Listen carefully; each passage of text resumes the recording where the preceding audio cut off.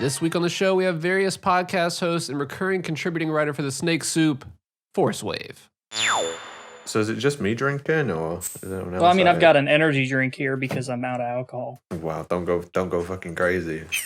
I know. I'm really living it up. I'm gonna be up until like 2 a.m. as usual, watching fucking cooking shows. Alcohol makes me feel like shit, and I already feel like shit after several days of being sick, and it's a work night, so... Yeah, don't do that. Well, I feel like Yeah. shit, and then alcohol makes me feel good. There's different buzzes from different types of alcohol, you know? You got to find the right blend. I'm drinking a Stella, and every time I drink a Stella, I always think about a certain man you had on the podcast here. Who also was drinking Stella. I always feel an affinity with him. Every time I drink Stella, I feel pretentious, and I drink Stella a lot. It's like common corner shop beer here. Like every corner store carries it.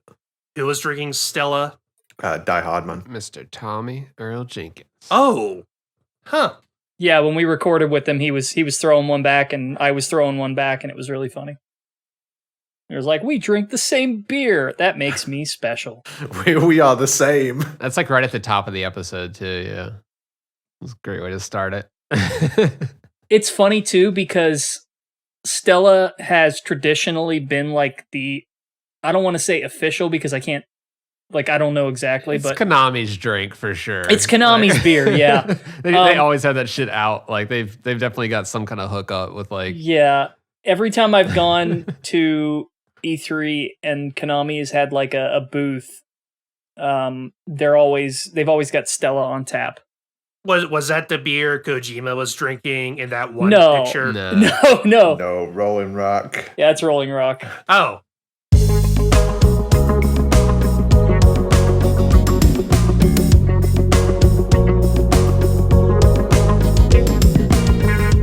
Hey, I'm Fingers. Yo, it's Apache Smash. Hey everyone, this is Days Ahead.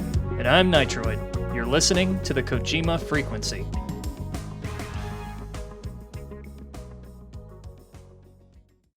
Dude, I loved what you did today. I love your first attempt, just based off this recording, everybody. I love that your first attempt at like a story stream for MGS3, and like you looked at the time and you were like, oh, it's 8 o'clock. I gotta record for the Kojima Frequency, and it gets to the part where Big Boss or Steak is about to shoot the boss, and he goes and he opens his 360 screen and he's like, all right guys, you want to find out what happens next? Tune into Apache Smash tomorrow. And he just closes the game. Just left them on it. You piece of shit. That's commitment right there. So what happens? I'm not sure. I think they just all escape on the wig, right? He fixes the cable. Someone will save the boss at the last minute. No, you fight the end, right? I'm being baited here.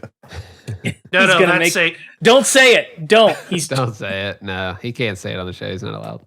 You're gonna wear it out. Although, can I He just has say, said it on the show before. that should go on a T-shirt. Holy shit! Yeah. Yeah, Love it. that if you're gonna do stream merch, which I'm assuming you're going to do very soon, that should be at least part of the first batch. I might stream merch for time. Jesus. I used to think like, oh my god, if I can get like 10 viewers watching my stream, I'll be so happy.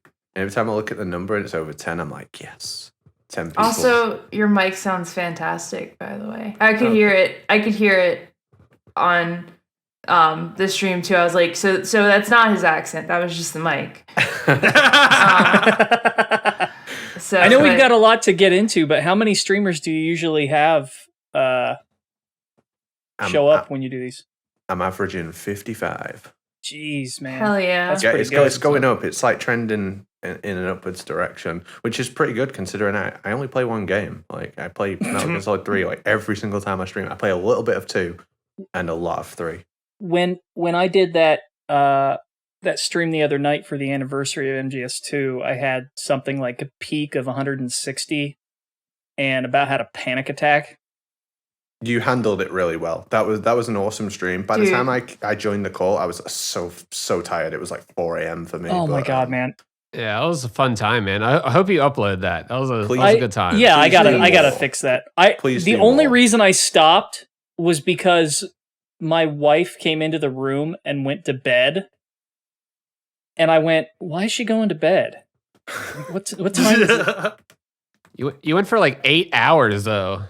9. Yeah, you went pretty long. Twitch says 9, but there was some breaks Okay, and lead up. yeah. So probably about 8. I was modding So- for you for like 4 hours, so I know. I stuck with you Yeah. for a while. I appreciate that. You were basically just like herding all the cats and You Man, that was- and you need to get in touch with Super Bunny Hop, and both y'all need to open up a school of Metal Gear. I was cooking with a friend earlier, and I was like, we need to put on something for background noise, and he put on Super Bunny Hop's Metal Gear Solid 4 video. oh jeez. It's like, oh Jesus Christ! I saw like the backdrop of him in like the community college classroom, and between that and you and your stream and just the way you instructed and presented yourself, I was just like, okay, I would enroll in this school. On that note, because you just reminded me of this, did you ever see that one video? I can't remember who did it, but it's like I want to say it's like 2 hours long or something, of this guy giving a lecture on Kingdom Hearts lore. And was that part of like- the procrastinators? I don't remember, but it's done in like a comical way, and the guy's got sunglasses on, and it's all very tongue in cheek, but like he actually spells it all out, and like he's got a whiteboard, and it's like a legit lesson. I think that's the same team that made the lectures for Sonichu and Probably, yeah, I think so. Dick Masterson and Maddox Clash. I would go to the Sonichu class, and I know Apache would join me. It's by Ben Saint. It's really fun. I gotta look it up later, but they basically did that, and it was this, like, it starts out and you think, oh, this is gonna be a joke, and then you look at the time, and it's like, oh, this is like extremely long, and then you realize, oh, this is a legit lesson on Kingdom Hearts lore, and it's gonna take forever. And I was thinking that if I ever went crazy, I would do that for Metal Gear. You know what? I've been thinking about doing that for Metal Gear as well. Community It's a college, commitment, man. I'm telling you, just open up a community college or an online school. I would sign up. Yeah, you need more than a class for Metal Gear. You need a whole damn college. God, so what is going on in the world of Metal Gear? Happy 20th anniversary. You're delisted from all digital storefronts. I know, what a fucking shift in tone, right? We record last week's episode, we're all happy and go lucky, and you got this mod stream going, and Apache's got his little surprises and shit, and Fingers has got his remixes, and then like the momentum, man, got pulled under. I still don't even understand what quite happened.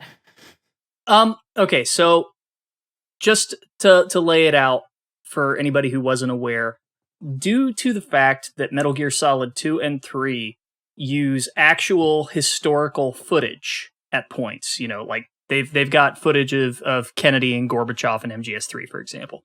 I was literally going to say, for MGS2 example, because I just watched that. I just literally had that on my screen. It was in my head, and you just get that like off the rip. You're just like, that's where you instantly go is Kennedy in 3. I mean, that's the most obvious example, you know? I'm surprised that stuff is in like public domain. It's not, though. That was my initial reaction. I always assume that as well. I always assume that with it. It may also have to do with the fact that it's international. So even if it's in the public domain, if you're in the US, because it's a Japanese company, it might not apply the same way. I don't know. Right. I'm not an IP lawyer. I don't do this stuff. But like MGS2 had stock footage of New York City, and some of that was recorded by Kojima and team, I thought, but definitely there was some of it that was stock. Anyway, 10 years to the day from when the HD collection was released, the licenses expired. Well, I'll be damned. So they had to delist them from digital storefronts. And it seemed like initially they didn't go down. Yeah, it didn't happen right away because people were like, they're still up. Yeah.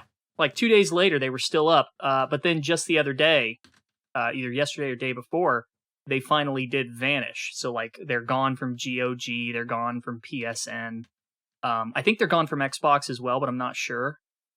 Oh, it actually happened? Shit, I thought they sorted it out by now. There was a delay, but it's now happened. Yeah, I'm on GOG right now and just searched Metal Gear Solid, and the only thing that's coming up is Metal Gear Solid. So and Metal Gear, but everybody assumed that like Konami solved it really quick and then just didn't make a big deal out of it. Which is, to be fair, that's kind of on brand for them to announce a problem but not a solution.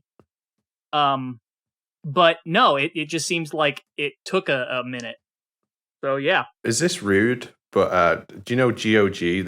I once had like a really like viral Metal Gear tweet, and they posted underneath it and was like, GOG MGS2 is now available on GOG with a link to buy it. And I was going to be like, fuck you, GOG. But I thought, nah, I respect the hustle. But is it funny if I go and retweet it now?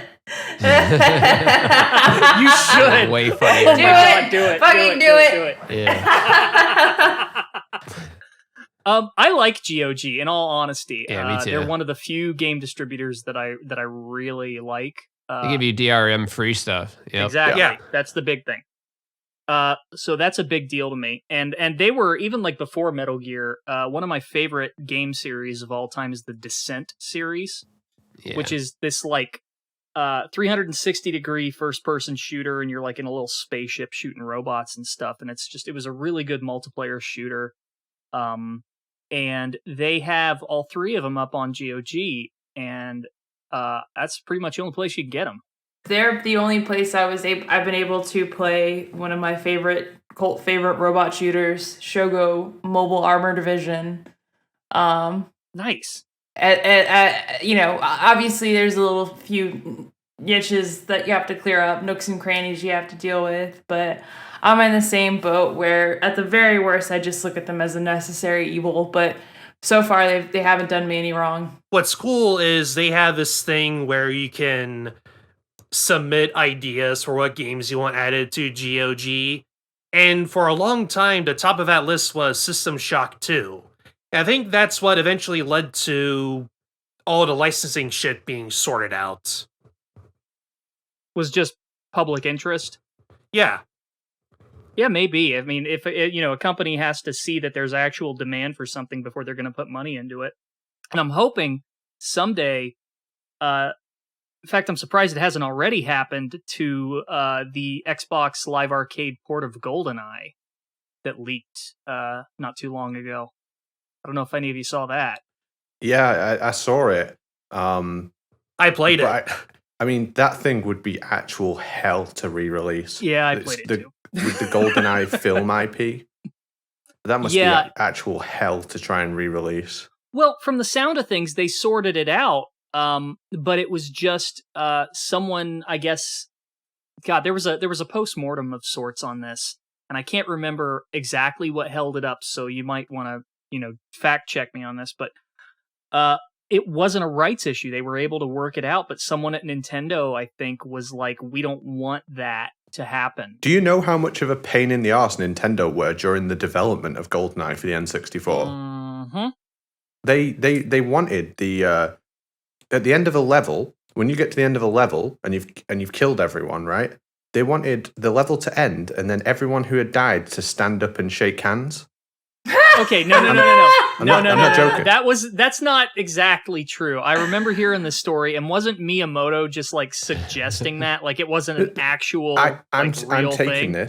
I'm taking this from the GoldenEye game documentary that I watched, and that's what they said in the documentary. You are kidding me. So so that's real. Yeah, and they Oh also my God. there was also an issue with multiple weapons being too violent. They couldn't have any women as like playable characters, even in multiplayer. What? The only women in the game is Xena, and there's another one as well. Well, they weren't even going to have multiplayer originally. Didn't that No, get it added came in in like the right last at the month end. or something? Yeah, Yeah, like it right was at a the last very minute end. addition. It's incredible. Yeah, And they threw it in as a lark, and it ended up being like the primary selling feature of the whole game. yeah. I wouldn't have sold like it did if it weren't for the multiplayer. Yeah, that's what everybody remembers. Do you know originally it was going to be an on-rail shooter as well? Like it wasn't even going to be an FPS. It was going to be like like not a time crisis, but like on rails. The whole game was just on rails, and you can kind of tell that in the level design as well. Yeah. But yeah, I bring that documentary up whenever I can. It's so good. Just search like Goldeneye game documentary on YouTube. It's absolutely excellent. It's so funny as well. The takeaway here is that Nintendo just really doesn't want anybody to play Goldeneye. Yeah, I hear it wasn't Nintendo's fault. I'm basing this off of that What Happened video on GoldenEye. Yeah. From what I hear, it was Eon Productions didn't want anything related to past bonds. They just wanted. They only wanted games about the current bond. Oh, okay, I get you. But that doesn't even make sense because we got the From Russia with Love game. That's because that was a between bonds era. Was it really though? Yeah, it was between Brosnan and Craig. Oh, okay. Yeah, I mean, it's I kinda- always thought the Craig version of GoldenEye that they put out was just bizarre in so many ways. I like the first film. I don't think Nintendo would have any say in GoldenEye because, Banjo-Kazooie, both games were released on Xbox Live Arcade. Even though they were published by Nintendo initially. Who knows what goes on in the minds of executives?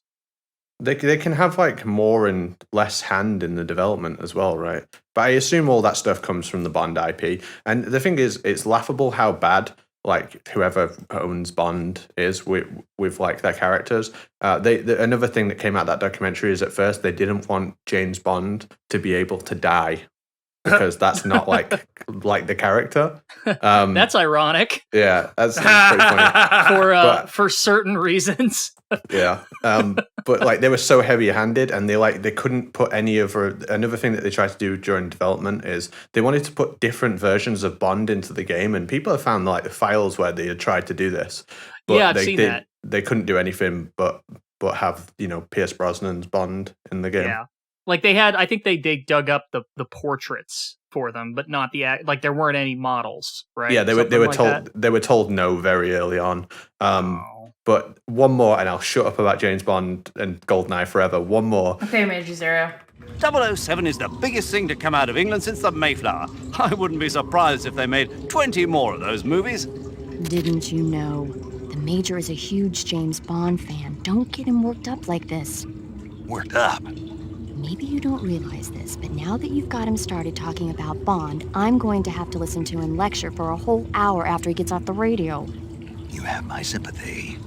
Have you ever seen the video of Pierce Brosnan playing GoldenEye on the talk show? And he's like hilariously bad at it. I mean, that game controls weird anyway. Let's be honest. I mean, True. That game was fun in spite of its controls, not because of them. I don't know. It's impossible to tell what these companies are actually thinking, and a lot of the time it just comes down to people speculating and spreading rumors, which is a great segue, I might say, even though I made it, to the subject of Konami and misinformation and rumors, which is something that our guest today writes on quite regularly. Yep. It's a thankless tax. Thank you for doing it. You're welcome.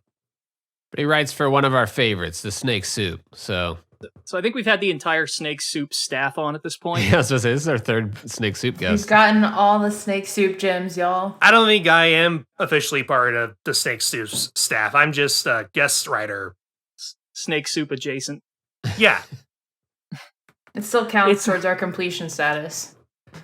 You just gotta get that one guy who wrote the Ultra Games article.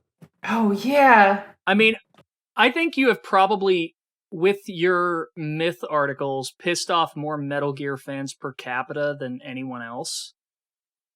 Awesome. Mainly on, I would say, two of them, which are the myth that Kojima said Portable Ops and Rising are canon.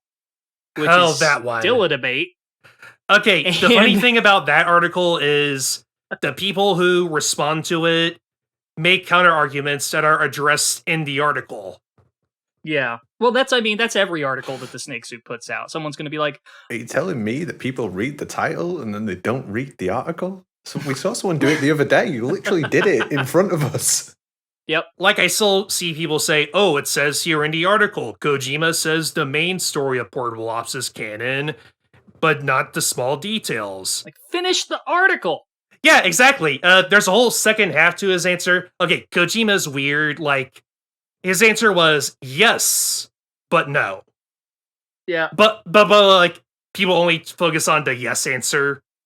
And then another one I always get is, just because Kojima didn't list Rising and Portable Ops as part of the saga doesn't mean they're not canon.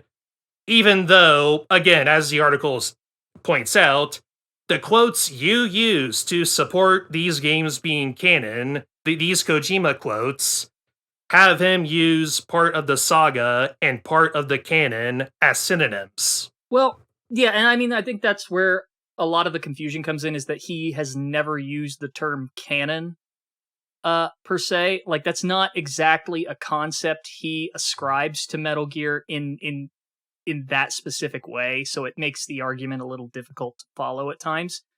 But then, like, you know, as is in the article, he sort of put his foot down one day and said there are the games with the a Hideo Kojima game disclaimer of sorts on them, let's say, and everything else.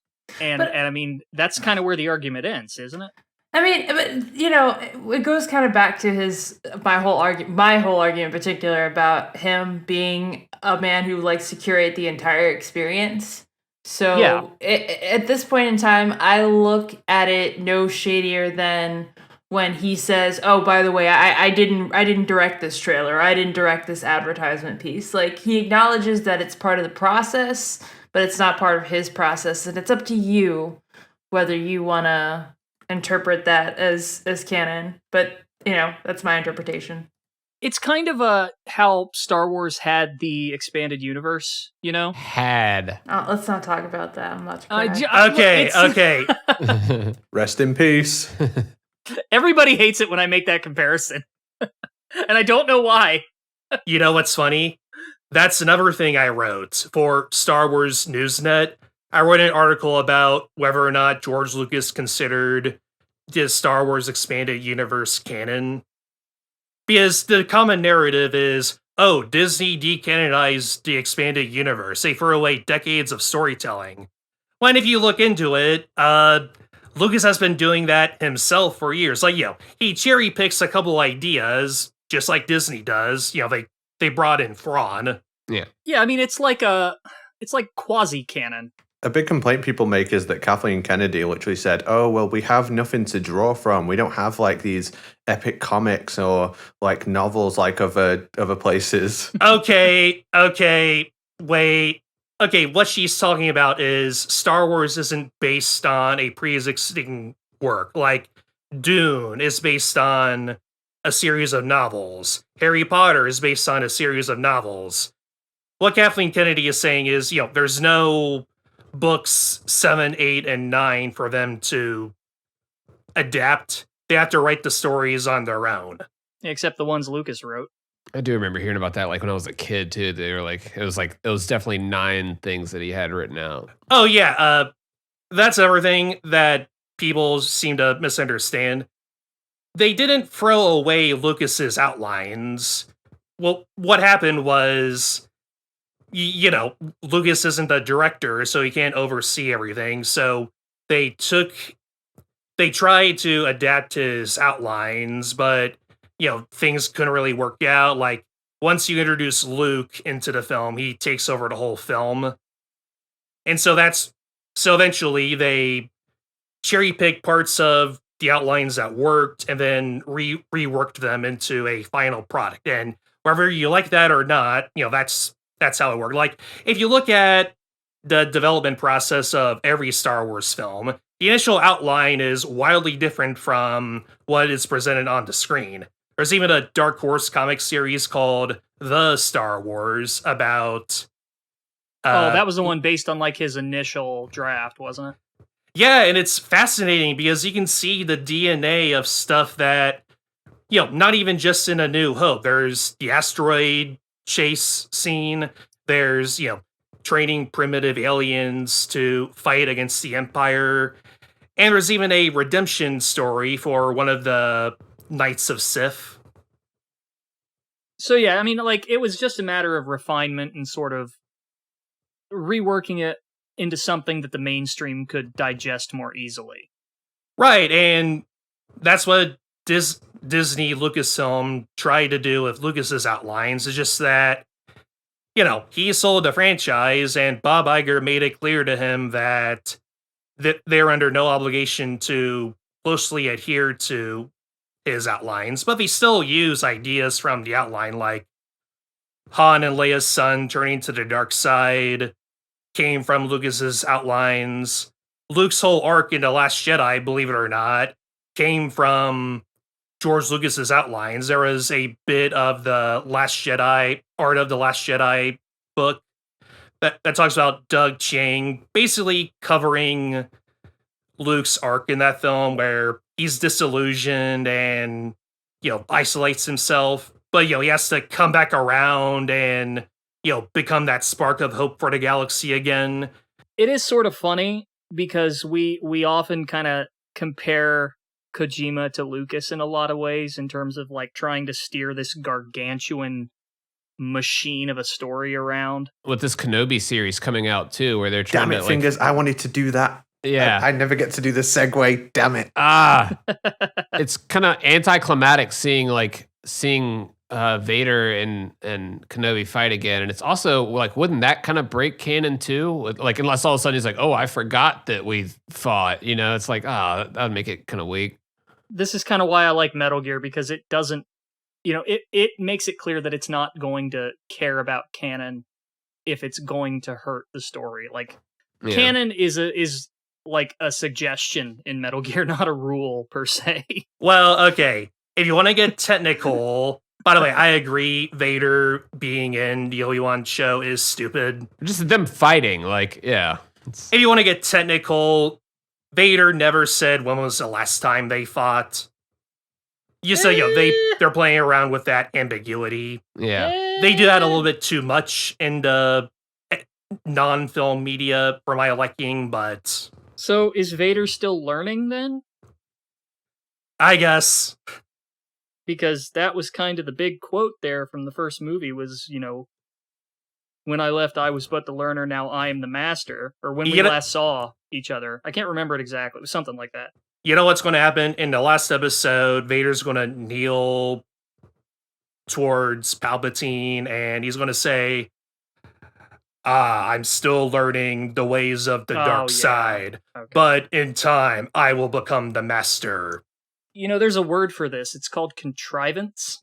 Yeah. Okay.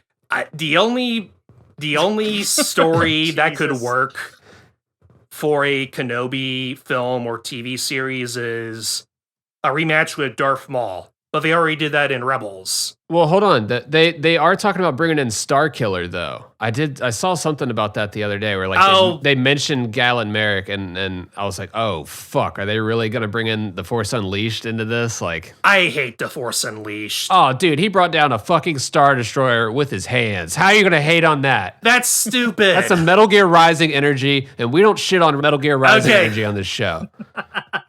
I like the game. Okay, fingers. You have... Rising is okay, but you better not backflip off a missile. That was another thing that happened in the middle of Apache's story stream. Was there was a scene where I forget. I think it was when Shagarhat was like coming up from the blown up bridge and doing like a 360, and Apache's like, and everybody shits on Twin Snakes for having crazy cutscenes. I said it every time in the game. Right? Before I forget, Apache, you need to set it up so that the next time you stream and you get to the scene where the Shagohod, flies off of the wreckage of the bridge, you've got like the dumb air horns and like 420 and flashing and like weed leaves and everything. Yeah, you've got to do that. I do got it. Like that 720 quickscope on Shadow Moses video that I always link to. Oh God, yeah. Okay. I heard that. I hate that defense of the twin stakes because, okay, yeah, that crazy stuff fit the tone of those games. Don't retroactively apply that to Metal Gear Solid 1. Well, It's going for a different tone. If we're gonna go there, I don't have a problem with those cutscenes in the Twin Snakes. Like, I get that Twin Snakes is not trying to replace MGS1 in every way. It's just kind of trying to do its own thing. Yeah. That's the problem. That's the problem, though. People do see it as a replacement. I've seen people say, oh, don't play this outdated original game. Play the new game with gooder graphics. And objectively worse gameplay. And better voice acting. No, just kidding. Oh, God. Yeah. Let's not go too crazy. When I bring up this point, I'm not saying that the Twin Snakes cutscenes are good. I don't personally like the tone of them either. And I agree with what you said, ForceWave. Like I agree with you. But what I'm complaining about is that people always come to me to complain about Twin Snakes with the exact same bullet points because they've heard them from someone else, and they make the exact same arguments. And as soon as I pick them out on their arguments, they have no reply because they weren't their opinions to begin with. So that's why I make that point. Personally, I'm not a huge fan of the Twin Snakes cutscenes. I do like the game, and I certainly don't see it as a replacement for Metal Gear Solid 1. I treat it as a separate entity. My complaint with the Twin Snakes would be it's far too easy compared to Metal Gear Solid has never been that easy. Like 1, 2, and 3 are far more difficult than the Twin Snakes. The thing about the cutscenes that I think really hurts them and why they don't work as well as what like Rising does, for example, is that they are very early 2000s in a lot of ways.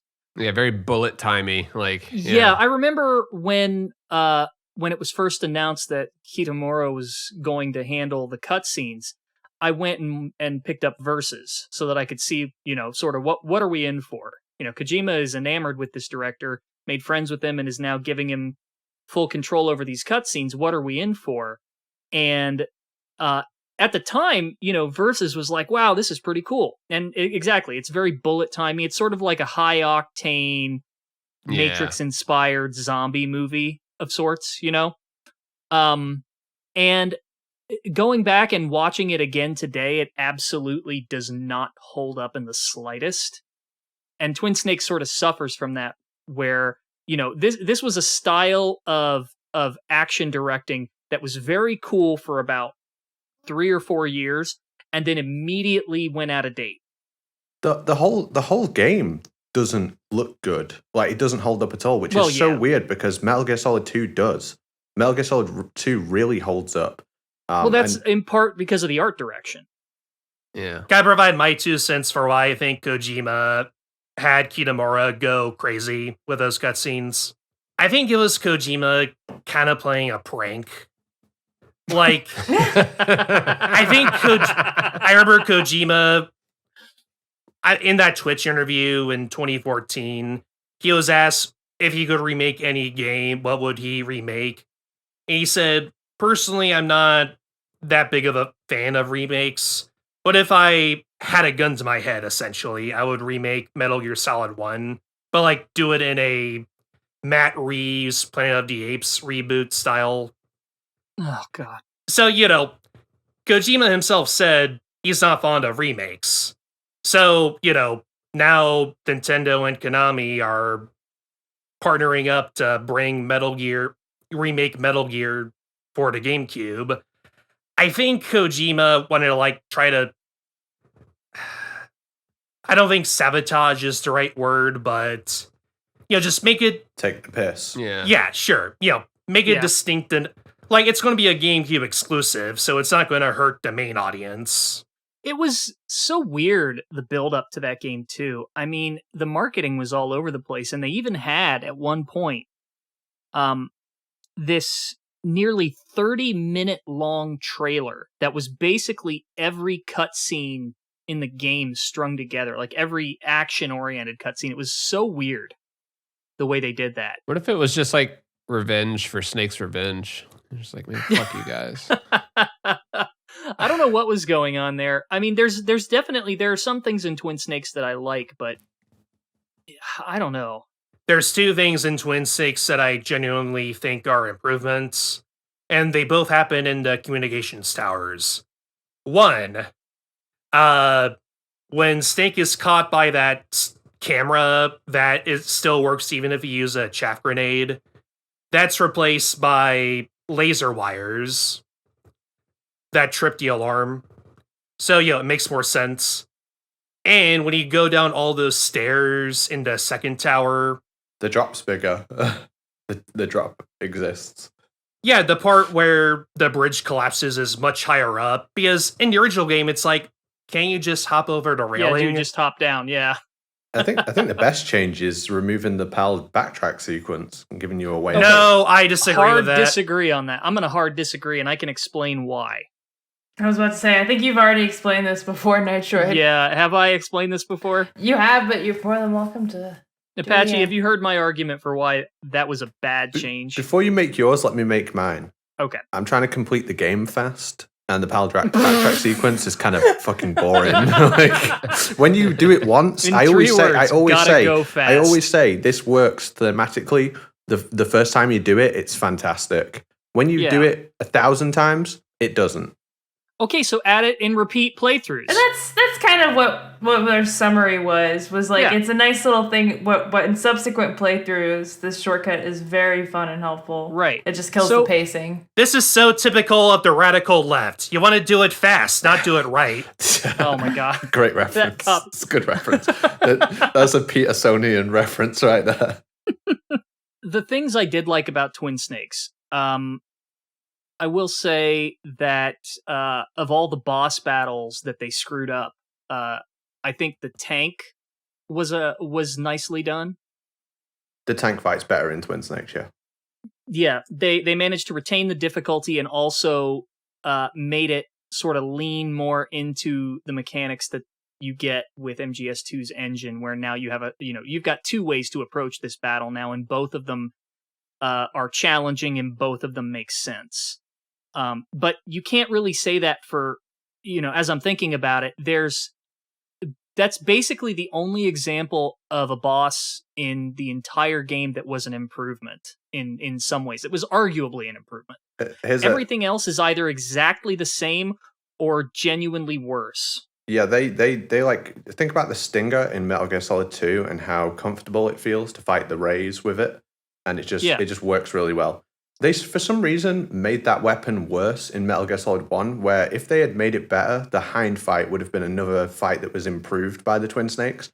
But they decided to just make that gun worse in the game. So the Hind fight is worse than Metal Gear Solid 1 when it could have been better.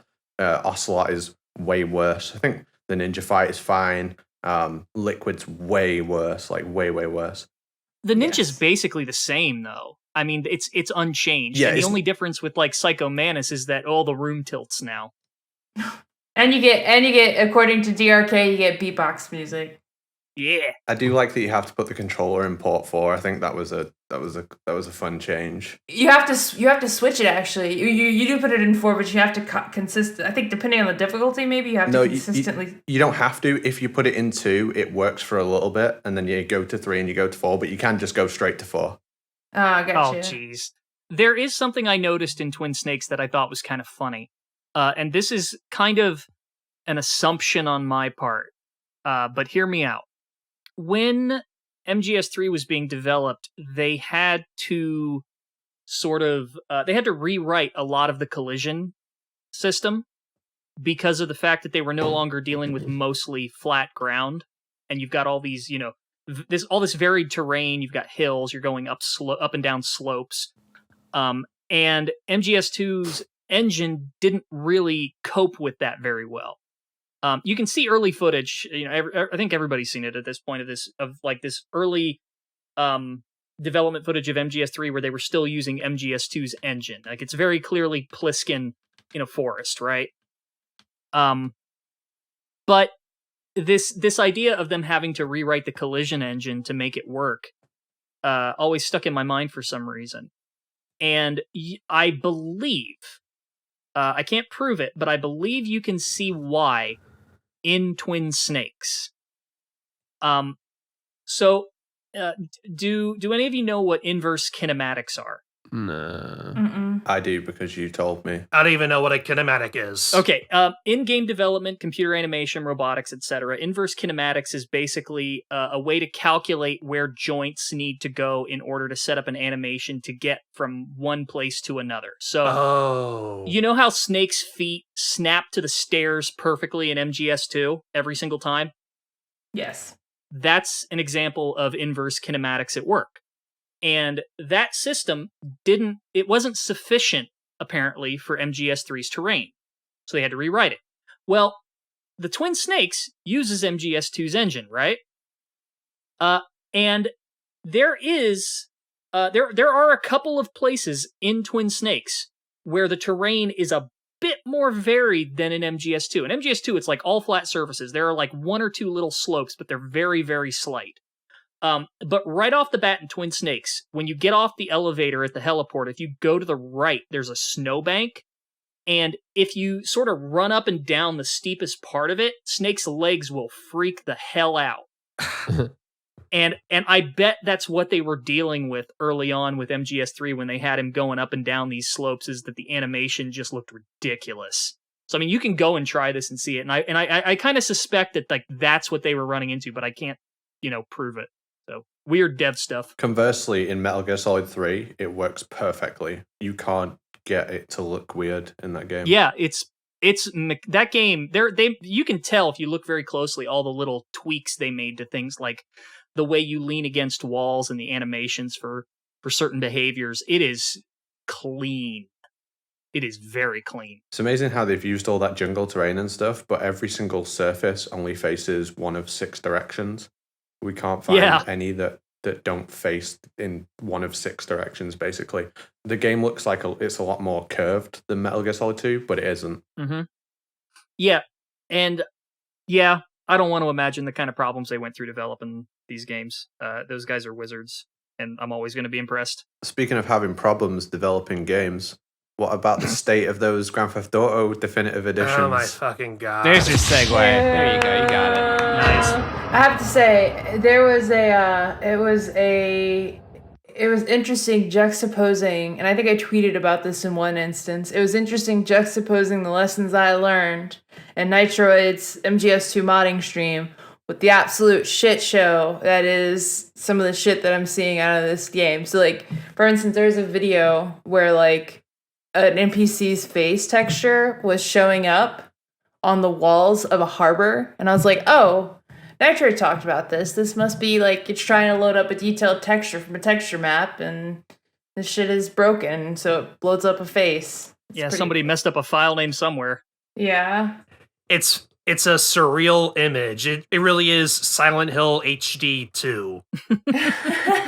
I think it's terrifying because I have a lot of friends that speedrun Grand Theft Auto. Like, I interact with a lot of people who are like Grand Theft Auto speedrunners. That's all they do, is they play like the older games.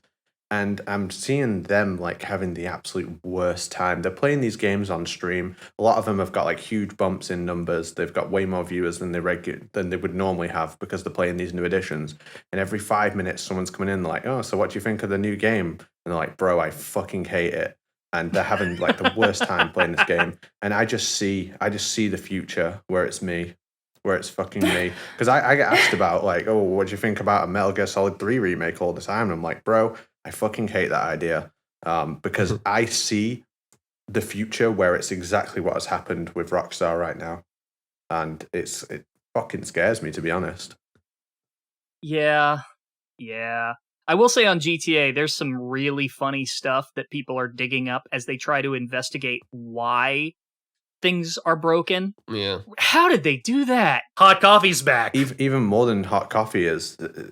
I may get the terminology wrong here, but I was in Joshimus' stream and he was saying that when the game came out, it had the full mission scripts and they weren't compiled, and they had on the Switch dev version, comments with them as well. So they just got like pulled straight out the game. So I don't know what that exactly entails, but that's information you shouldn't normally have. And all the unlicensed music was still in it. Yeah, I mean, this is going to be a reverse engineer's wet dream in the long run. But one of the things they did that was so funny, and I can't verify this because I haven't done it myself, so take it as hearsay. But apparently they took the absolute laziest path to quote unquote improve the models in the game. So, if you are a 3D modeler, there is a common tool you can use called Subdivide. The idea being that it takes existing polygons and basically sort of slices up the polygons and doubles them so that you have more definition, it makes the object more complicated. But when you use an automatic subdivide tool, it's not going to be very precise. It's not going to be optimized. It's just going to, it's like a general coat of paint. It covers everything. It's for good optimized 3D models, you need a scalpel, not a machete, right? And somebody went and looked at the model of Big Smoke, and it's just an absolute nightmare of polygons. It's hilarious. And someone basically went, okay, so did they use Subdivide on all the models in the game to make them look higher detail than they used to be? Like, is that all they did? They didn't really remodel them or touch them up manually. They just opened them in the 3D editor, hit Subdivide, save, and that's it. It seems very lazy. Well, apparently people have thrown the PS2 models into Blender, hit Subdivide, and gotten the exact same result. Oh, God. Furthermore, the what's the name of the donut shop in San Andreas? Tough Nut. Yeah, something like that. You know how they have the nut next to the donut, right? Yeah. Well, that nut is now a perfect circle. Yeah. Which implies that they used Subdivide on the nut. Yeah. Damn it. And the worst fear of mine is I interact with a lot of people who can break down on a very technical level why all three of these games are much, much worse. And from what I understand, 3 is the least worse, but it's still not an improvement on the old one. And probably because it's the least sophisticated. Yeah, and Vice City and San Andreas are way, way worse. And I'm listening to these people break down on a technical level why it's a pile of trash. And at the same time, I look on my Facebook and I see people praising it. The everyday person is like, oh my God, I don't know what people are talking about. These games are great. And it's this would be my actual version of hell if this is what happens with Metal Gear Solid 3. I think people don't realize that when we talk about these different topics on these shows, or even in gaming and media in general. There are a good handful of people that do see the outrage and do see sort of these transgressions, but there are even a larger handful that don't know, and even a larger handful that know and don't care, and then a handful that just don't know, and they'll never take the effort to know. Yeah, I played Cyberpunk all the way through at launch on PS4, on a base PS4, and got through it with 2 or 3 crashes maybe, but other than that I made through it fine. Other than the game itself kind of just sucking, I still made it through, but I saw everybody else's having a bad time with it. So that's the worry here. And anytime we have an argument about any specific subject, not just development and why remasters can be a bad idea potentially, but any argument, whether MGS5 is finished, whether certain aspects of development are the way they are. Any subject in Metal Gear that requires specialized knowledge, when you go up and you try to explain this to most people who disagree, they disagree because they aren't, crazy super fans that pay attention to the most minute details of things, and they're just general consumers of these things, and it just sort of exists as a product that is fun to them. Yeah. And yeah. It's because it's redeveloped with an audience in mind who are going to buy it and then play it once and then put it down and never think about it again, right? Yeah. But the thing was so good to begin with because of how valuable it was as a piece of art, and that's why it's so important. So when you just put a fresh coat of paint on it and don't really care and fuck it up in the process, that's hurtful in a lot of ways to people who love the art. Let's be clear here. We are really, when you get down to it, we're not the audience. We're not the target audience. We're not the customer base that they're looking to appeal to. Yeah. And when I say they, I mean most game companies. Just look at Nintendo with the Switch Online expansion pack and how much of a mess that is with the N64 emulation. It is that way because they know most people, like Days said, either don't know or don't care. Yeah. I'm really grateful to that I did grow up in the era, of video games that I did to play these things as they came out, because it definitely is getting harder and harder to experience these games in their original form, kind of, just emulation is pretty much all we've got to save this. So speaking of which, people have complained about the Super Mario 3D All-Stars collection being, basic emulations of 64, Sunshine, and Galaxy. But to me, they call that lazy. But when you put that next to the Grand Theft Auto Trilogy Definitive Edition, where they move everything to Unreal Engine 4 and they up-res all the assets and I hate those. Made all the models more detailed. Yeah. That put an effort to be worse. Well, here's my interpretation of that. I mean, not to defend it, but there is how do I put this? I get the impression that the people who make the, Zelda or Mario in Unreal Engine type tech demos are technically minded, not artistically minded. These are programmers. These are not artists. Art direction is a very, very difficult thing to get right and understand properly. And it's holistic design where everything fits together to make something, essentially greater than the sum of its parts is not an easy thing. And it's for people who might not think about these things and just sort of go to certain forms of media, absorb it, and move on. It's not a conscious consideration in a lot of ways, unless it's really, really jarring. I don't know. It's one of those. I know we've said it 500 million times, referencing the RLM quote, but it's one of those, you might not have noticed it, but your brain did sort of thing. And I don't know. I really get the impression that the people who make those are not artists. They're just, they're talented programmers who want to recreate stuff and make it, look as good as they think it might look. And, similar thing with the Blue Point remakes of Shadow of the Colossus and Demon Souls. That there's no excuse for. They have artists. Well, sure, they have artists, but they also seem more interested in showing off the processing power of the new PlayStation console than faithfully replicating the original art style. And so that's why, Sure, but you can do both. It's not these aren't mutually exclusive things. I mean, a lot of the designs in Demon Souls, for example, are dramatically different. You could do high fidelity versions of those existing designs. They just chose not to.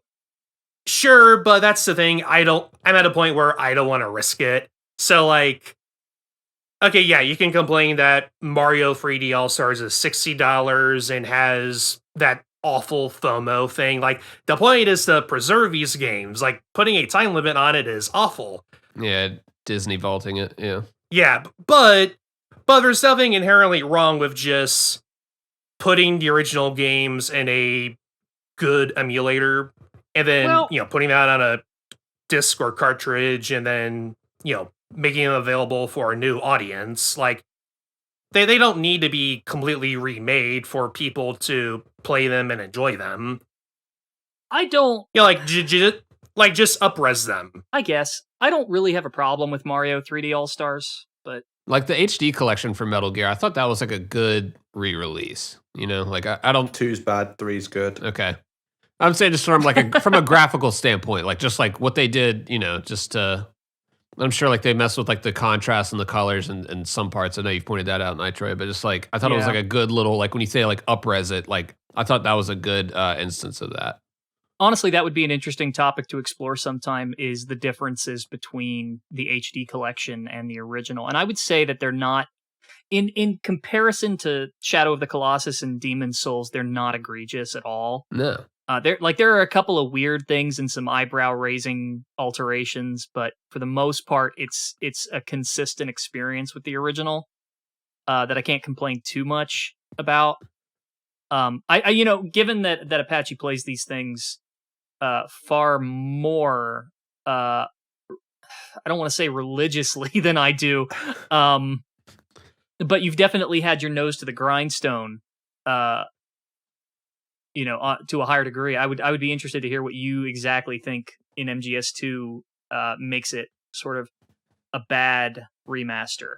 Because I know what I think. I'm curious what you think. I mean, I want to qualify it with two isn't bad. I was just being ridiculous there. But I just think when you compare it to the other versions, I would rather play Sons of Liberty. I would rather play PC Substance with V's Fix compared to the HD collection. I think the HD collection of 2 is my least favorite release of it, but I still think it's good. Yeah. And I don't think it's got the same as like other remasters and re-releases that get put out. I just think like 3 is the best example where, in my opinion, the game has been improved in every single way. Mainly because it runs at a reasonable frame rate. Yes. Yeah, so I mean, 3's got issues on the PlayStation 2. Let's be real. Like, yeah, actually, I was gonna say, watching all of like those MGS2 runs, both during and I guess some folks were doing it after MGSR, I do not remember like all that slowdown. You know how people say, I don't remember a game looking like this, or I remember a game looking better than this. MGS2 looks the same to me. Except that apparently it had slowdown on the PS2, which blew my mind. Very rarely, though. It had it really bad, and it ran for the most part very well, but in the holds, it had very obvious frame drops and slowdown during the Harrier fight and during Raise. Yeah, if you spam stingers, it slows down, especially like if you throw them at the water during the vamp battle, for example. Yeah, it'll do that on any version though, like pretty much, apart from PC. Like you can like the Xbox Series S with stingers in 2 if you fire them at the ground in front of you. Yeah, I was gonna say the original, the Xbox version of Substance is probably the most egregious when it comes to slowdown. Yeah, holy crap. Yeah, it's not a good port, which is funny because I think the PC version is actually so good. But I mean, you had to get some Italian guy in his bedroom to fix it. But when he did, it's a very good version of the game. Yeah, the PC version was built off of the Xbox version. In fact, there's actually Xbox guide images contained in the PC version still. Yep. It's pretty funny. VS Fix 2. Yeah, that's a miracle. Without that, it would not really be playable. It'd be garbage. It'd be 0 out of 10, in my opinion. It's actually trash. I mean, the PC version has a problem with when the FMVs play, they can just crash the game on anyone's PC at random. So just anytime you're viewing a cutscene in that game, your PC is going to crash. It's like Schrodinger's crash. Anytime an FMV is playing, your PC may or may not crash. There are a few things in the PC version that the HD collection has a one-up on, and I'm not talking about obviously the textures that were improved for the HD collection. But one of the things I've noticed as I've been playing it more and just sort of digging through it is that if you enable widescreen support, they didn't really, that version of the game wasn't really catering to widescreen to begin with. You see Raiden's dick. Or not dick. You do see through a lot of walls if you're near doors, which you don't get that in the HD collection that I'm aware of. So just little visual quirks like that. So I don't know. Maybe someday with enough effort and modding and attention and careful eye to detail, the PC version can sort of hybridize the HD collection into like a perfect MGS2 of sorts.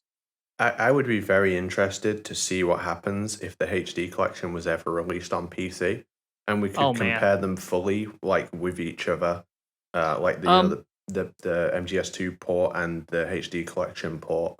Or we could get the Legacy collection with MGS4 as well. Might as well just throw that in there. Port games. Yes, I've been doing the summoning rituals and stuff. Yeah, I'd love to play it. I'd love to play it. I mean, don't get me started on what Konami is or isn't doing with Metal Gear right now, because look, I try to avoid getting on the Konami hate bandwagon. I really don't like that. Honestly, the people who have to handle this backlash are not the people responsible for it. And that's not to say you shouldn't voice your disapproval of certain things, but I've always kind of found it disproportionate, let's say, the way people have reacted towards Konami. And, you know, Konami tweets, "Hey, how's everyone doing?" And it's like 40 posts of F you and whatnot. So I've never gotten on board with that. But I do have to say, like, I fully agree with what you said today, Nitroid, about the design behind the products that Konami releases and them not understanding their own aesthetic is so true. They don't. That shit is fucking ugly. Well, it's, you know, it's getting to a point where, like, we haven't had anything come out for Metal Gear for a while. I think for the sake of posterity, you should probably add some context to your words. Okay. Sorry, I don't mean to be a retentive asshole. No, you're right. But I would like to talk about how disappointed I am with what you're about to talk about. So. I am really trying to I always try to give the benefit of the doubt to anybody. You know, that's just a personal principle.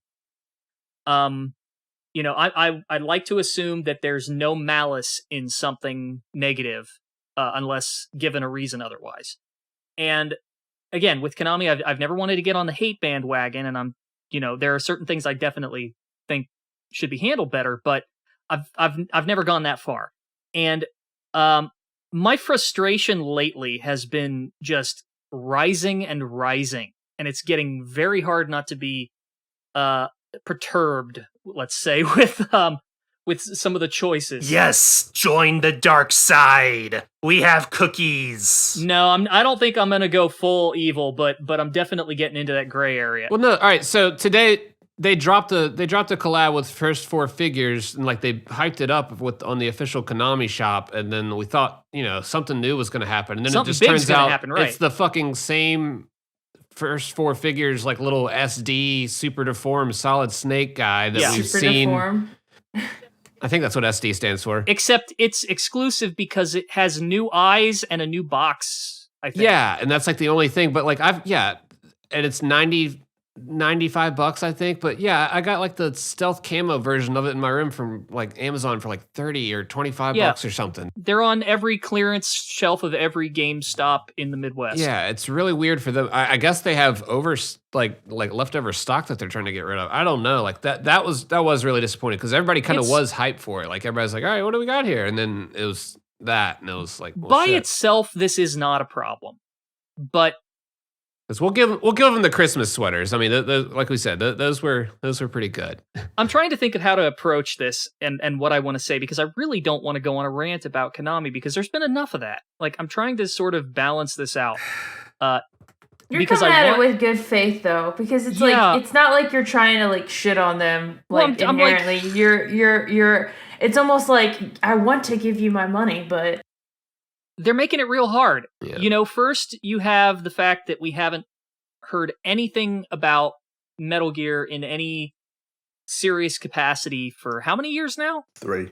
Well, yeah, and you were talking about this more on your stream the other night, too. That's kind of why you might feel like you've been talking about this a lot lately. But yeah, on your stream, you were talking about how it was the 20th anniversary, and they didn't tweet a goddamn thing about Metal Gear Solid 2. They didn't say a word. And it was just like, oh, okay, I guess y'all forgot. Like, they retweeted stuff. Like, they retweeted my remix that I had put out that day, and like they kind of acknowledged it that way. But that's it. And it's sad. On top of the fact, rather than like, not only did they not say anything, and again, I don't blame the social media team for this because who knows what sort of restrictions they're under. Yeah, they're not getting anything fed to them, like new material to put out or just. I do not blame them for this. Yeah. Someone higher up needs to grab the wheel because this car's steering all over the place. At least that's what it seems like from the outside, because we don't know anything. But not only did they not say anything for the 20th anniversary of Metal Gear Solid 2, but they delisted it practically to the day of the anniversary. Which is like hilarious, honestly. You can't write this. Like, it's comedic, right? It's absolutely ridiculous that even happened. And the only thing that is happening of any capacity with Metal Gear is that we're getting just this barrage of kitsch merchandise where, haha, we put the Call logo on a beanie. We've got a coffee mug here that has a depressing quote from... That has a whole ass dialogue. Yeah, an impact font. Right, this is the most depressing fucking quote. Yeah, from Psycho Mantis on it. We've got plushies of Snake and Otacon that look like something out of your nightmares.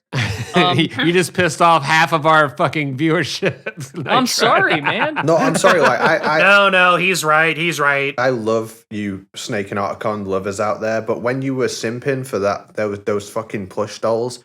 I was like, are you guys for real? Demand better. I'm more of a Ducks guy, you know. We're Ducks guys here, you know. The plushes I think are another example of a case of isolated in the midst of other good merchandising. It's good, but holistically, this shit ain't happening. Like, yeah, I get it. There has definitely been a step down in terms of quality. It looks like a carnival prize, like. Yeah. And to the point about, like, a lot of this stuff is, like, when I look at fan stuff and artistic stuff, and I hate to say it this way because it makes me feel like an asshole, but it's like, if I can... So, like, one thing that I do to make sure that I'm making sure that I'm supporting, like, a real artist if I buy, like, a graphic tee or something, is that I will, like, go through the results to verify that this is, one, not something that was, like, or at least I try my best to make sure this one wasn't something that, you know, could be scanned easily from, like, an artist's page, or two, it's something that, you know, can just be easily recreatable in some sort of, like, art tool or something like that. And I feel like a lot of this stuff is, like, easily recreatable in an art tool. Like, being sold by some, like, I compare them to, like, the Instagrams, the stores that you see on Instagram. It's like Walmart discount shelf stuff, you know? Yeah. And this is Metal Gear Solid. This series has always sort of commanded a certain respect that I understand it's sort of fallen out of good graces recently, but I mean, it's not being treated with any respect whatsoever. It's just been commoditized. And this merchandise is pretty much done not because it fits any sort of theme or aesthetic or it makes sense for the brand, but because, hey, we've got the Metal Gear Solid name, slap it on the most random ass shit you can think of, and let's make a few quick bucks. And occasionally, this strategy sort of leans accidentally into irony, and it becomes something that's like, all right, that's kind of funny, like the Christmas sweaters, right? But even in a case like that, I'm not paying $80 plus 15 shipping for a Christmas sweater that I'm only going to wear as a joke, and that is clearly only meant as a joke. I'm not doing that. You are going so easy on it. You're going so easy on it. Like, they literally put the fucking orange box on a tote bag. I'm going to become the Joker. Because I'm not trying to hate on these guys. I want them to do better. True. I really want to support Konami, but they're not letting me. There's a lot of stuff out there that is cool. Like, you know, it's a full, like, range, you know, of, like, really good to, like, pretty damn bad. It's a death by 1,000 pinpricks kind of thing for me, where I'm just really frustrated, and like any one of these things in isolation is like whatever. But it's the fact that it's just been compounding, especially lately, that I'm just kind of losing my mind at it, and it would be so easy to course correct, and earn back some good faith from fans that it just astonishes me they don't. Like, you could do something simple for the 20th anniversary. You wouldn't have to put any effort in. Just do a 2-hour stream where you play the game and you share memories and you talk about, how cool some of the cutscenes are, and you give out some free copies. Now, obviously, they couldn't do that because of, the licensing issue, which honestly shouldn't have been an issue in the first place if they were paying attention. That was operational. Then again, it's a giant company, so who the hell knows what things are like there? I don't work there. I don't know. But okay, then give out T-shirts. Something. Put in the lowest possible amount of effort, and most people are going to be okay. But we didn't even get that. It was dead silence. It was less than silence because they didn't just do nothing, they took something away. So it goes back to that quote I was saying earlier from a few episodes ago that was the opposite of love is indifference, and it's Konami is just fucking indifferent right now. They're not even angry. And I really don't want to complain like this. I don't like complaining like this. I don't like being negative about it, but man, just frustrating. I have a specific complaint about the description of the deformed Solid Snake statue. Okay, for some reason, every biography of Solid Snake has to include the fact that he speaks 6 languages. I've noticed that a lot, and it's annoying to me. It's of all the things to know about Solid Snake, you highlight that.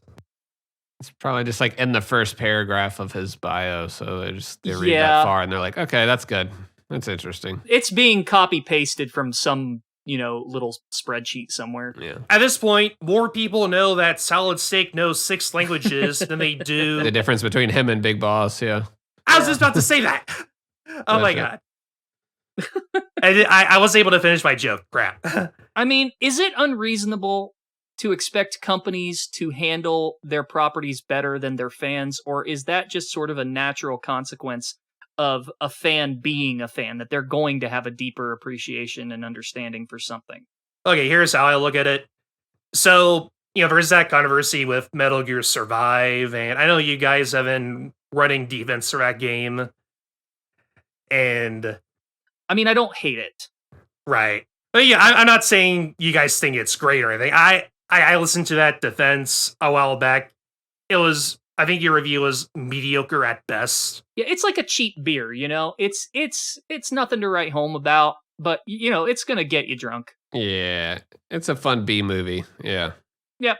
It's fast food. Right, but my problem with how you guys are treating the backlash was, it was there were goofy spin-offs beforehand. It's okay, yeah, that's true, but back then the series was much healthier. Kojima didn't just leave Konami, and we were worried about the future of the franchise. Konami could have done so many things that could have easily won back fan support, things that I wouldn't like, but I know fans would like remaking the MSX games or finishing Kingdom of Flies. Instead, I get what you're saying, yeah. Instead, they did the thing that people joked they would do. Turning Metal Gear into an always online zombie survival looter shooter. Even if that wasn't the intent, that was the worry, and they just sort of unintentionally leaned into it. Because Metal Gear has always done the quirky stuff, but it was always the exception, not the rule, right? Metal Gear wasn't defined by this kind of stuff. It was just occasionally they would dip their toe into these silly little areas, and you were just like, haha, that's interesting. Okay, where's the rest of it? Where's the real game, right? But now we're in a position where not only is the future unknown, but everything that has come out seems to follow this pattern of just sort of being dialed in. Even if that isn't necessarily the case that it was dialed in, it seems that way. Especially to fans who, were coming hot off the heels of MGSV and were expecting something, the next thing after that. right? Well, I mean, that's where I did appreciate it, is because it came in and it like was like, hey, here's this like loose tie-in. You know, you had the wormholes in the Phantom Pain, and you know that weird element to it. You're like, what the fuck is that all about? It didn't really make sense in the game, like by itself. But then you get into Survive, and you're like, oh shit, okay, that's tied in here. There's this other dimension, and so they kind of explored that, but they didn't call it canon. And like, I think after Kojima leaving, if they were to go like, all right, guys, here's this new canon shit, like everybody would reject that. You know, it wouldn't be the Kojima canon, because that's pretty much where people call it. They say if Kojima, we are not the core audience. Again, you know, like you and I are not who they're making stuff for. Yeah, I enjoyed Survive, so I don't know.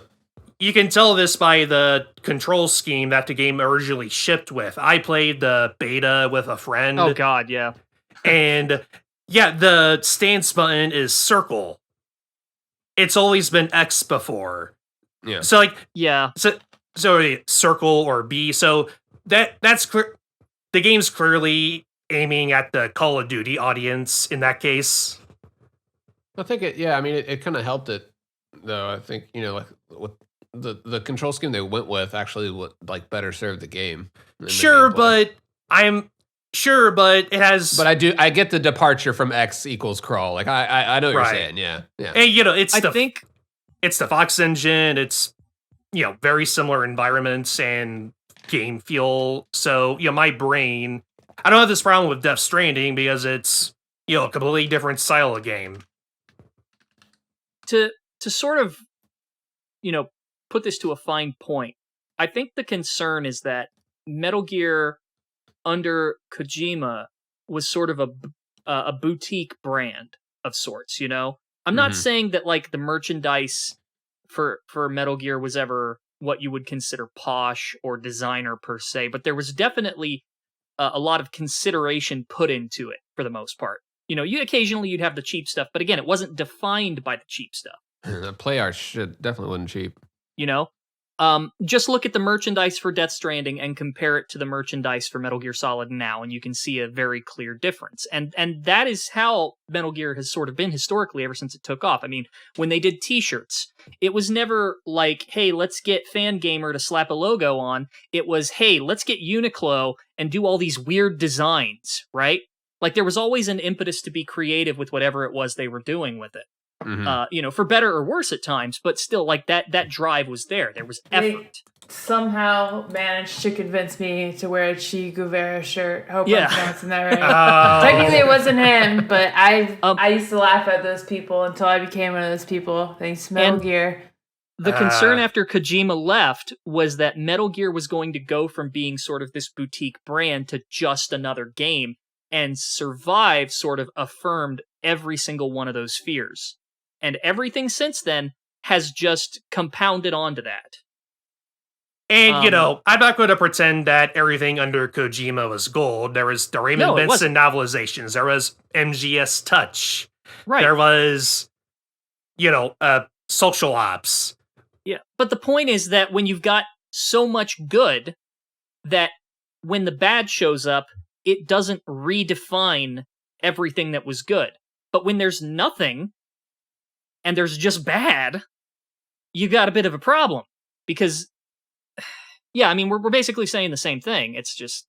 Another element is that, you know, Kojima's talked about this in late 2011, I think.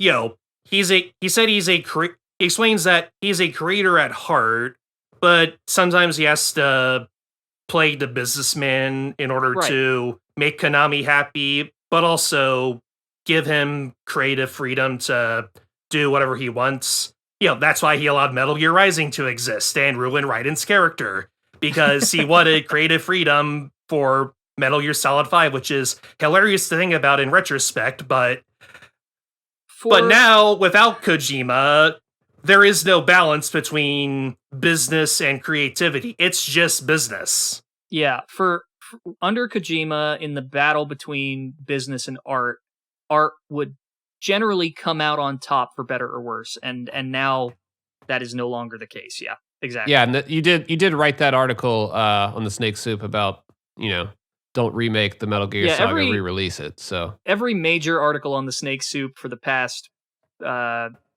couple of years now, at least more. I think just like maybe a year and a half. My first one was the article on the Tomokazu Fukushima stuff. Basically, I get my ideas for articles from Nitroid being annoyed at something on Twitter. God, you're gonna have plenty of content, man. Well, I think I'm done writing articles for the Snake Soup. Like, I had to, like, at this point, Ravi's interest is kind of on fumes at this point. So I think I want to try to parlay that into making my own video content, going back into making videos. I have one idea for covering like stuff like, that whole debate about Liquid's arm and whether or not he was possessed into. I want to go into that because I think there's a conclusive answer to that, but also want to. But I don't just want to be like, hey, look at how much Metal Gear lore I know. My point would be let's find the most pedantic arguments and snuff them out. Yeah, my point would be that this is all fucking stupid, but at the same time, this is all your fault for wanting explanations for stuff that weren't meant to be explained. We could have just ended it at 2, damn it. Or 3. Yeah. I'd have been okay with that. I'd have been okay with that too. All right, so if people want to find you online, you've got a Twitter, right? Yeah, you can follow me at ForceWave1139 on Twitter, and you can check out my YouTube channel. I've been doing a lot of podcasts with my best friend Hub Pie. We recently started a show about Spider-Man where he and another friend talks about all the stupid shit that's been going on in the comics. And I just nod my head like, yeah, this is why no one reads comic books anymore. It's crazy what they're doing with Spider-Man No Way Home. If the rumors are true, if they're bringing in all. Oh God! Don't tell me! No! I don't know. That's me. That's my speculation. I don't know. And well, you see, and this is going to be especially relevant for your audience. So one of our shows was Autism Exchange. So both me and Hub are on the autism spectrum. And so when you're on the spectrum, you have intense interests. So for our show, what we did was we took our intense interest and gave them to the other person to experience. I got him into Metal Gear. He got me into the Rooster Teeth show, Ruby. So yeah, there's a whole playlist on my show about me passing the torch of Metal Gear fandom to the next generation, finally doing what the games tell me I should do. It's nice. It was a lot of fun because it was like playing the games for the first time again. Yeah. All right, man. Thank you so much. All right, ForceWave. Yeah, appreciate you coming on the show, man. Thank you so much for taking the time, and this has been a lot of fun to complain about stuff with you. No problem. But hey, if you want me to come on to complain some more, feel free to send me a DM. Complaining brings us together. All right.